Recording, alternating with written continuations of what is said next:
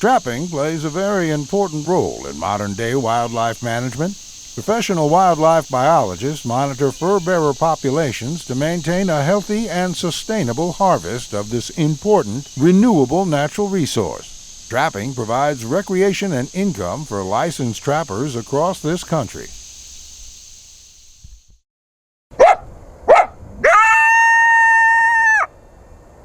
The Fur Shed Series, brought to you by Who's Your Trapper Outdoors. Who's Your Trapper Supply, Leatherwood Creek Trapping Scents, HTS Productions, Who's Your Trapper Deer Scents, and Leatherwood Wildlife Art.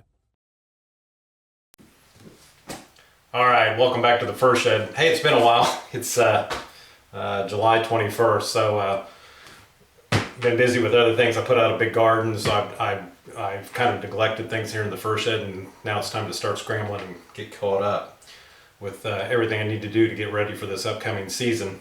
One thing I've been working on, and it's always bothered me, these cable tie-offs, and I was showing making cable tie-offs last summer with 1/8 inch cable swiveled. You know, and the chances of having an issue with that are probably pretty slim, and I've never had an issue with a coyote chewing through that or whatever.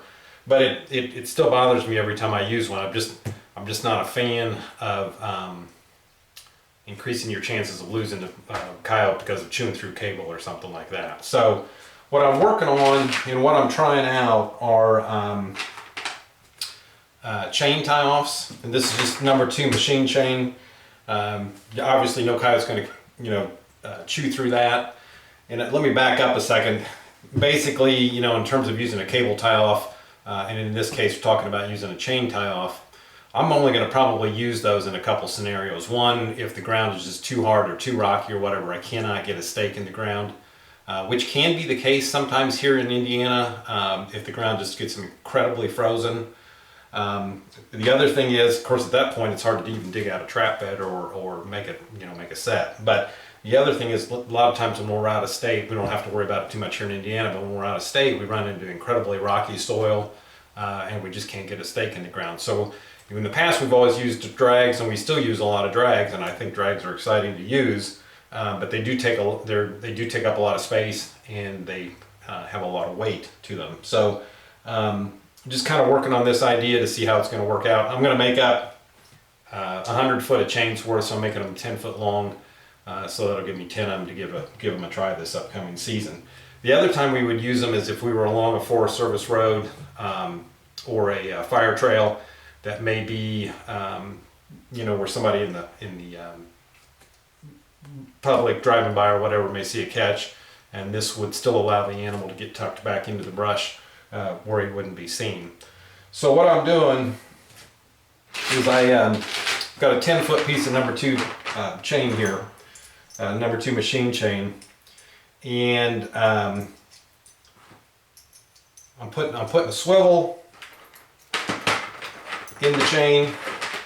I'll grab the camera here.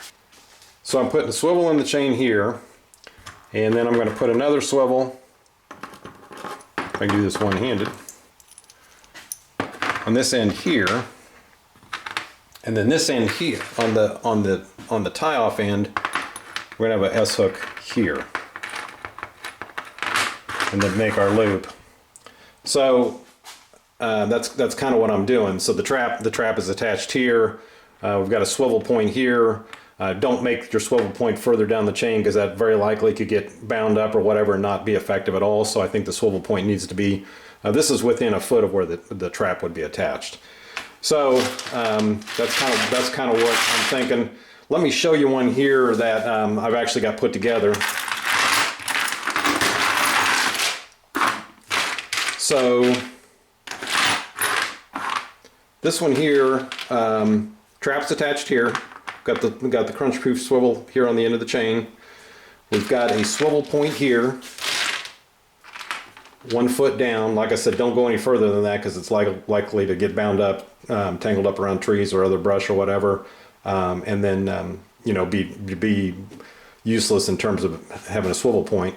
And then the other end, 10 foot out, we've got a loop here, and that is essentially the tie-off loop.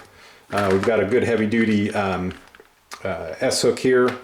Realistically, at this point, once that animal tangles up or whatever, there's not much stress on this at all. But you want to definitely make sure you use a very heavy-duty S-hook, and that way, you just got good insurance. You're not going to have to worry about it. So the way that works, obviously, before you attach the trap to the tie-off, this is going to go. The other end is going to go through here. Now we're just going to pull it.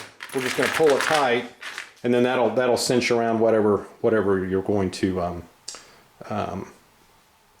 put your tie off around. Now the another thing is you can have a heavy duty tie off, whether it be 1/8 inch cable or chain or whatever, but what you tie off to has got to be extremely heavy duty as well. So you don't want your tie off material to be stronger or more heavy duty than what you're tying it to. So fence posts, assuming they can't get over the top of it with your end there, or trees, heavy bush, that kind of thing. So that's something you got to keep in mind as well. So anyways, that's what I'm working on. Like I said, I'm going to put together 100 foot worth of chain of these. I'm making them 10 foot long, and then I can I'll have 10 of them to give it a shot and try out this summer. Or this season. I'm making them this summer. I'm going to try them out this season. One thing I want to mention is August 3rd, it will be the premiere episode for season 7 of Hoosier Trapper Outdoors. I'm kind of excited to bring that to you, not very far away. And then, like I said, today is July 21st, and we're all heading to National Trappers Convention in Escanaba, Michigan. So we're looking forward to that. It's always a good time. It's always a good time to see people that you only see once a year, or maybe you'll see them at a different trappers convention or whatever. So that's always a good time. We're really looking forward to that. And if you watch this and you stop by our booth and say hello, we'd be glad to be nice to meet you and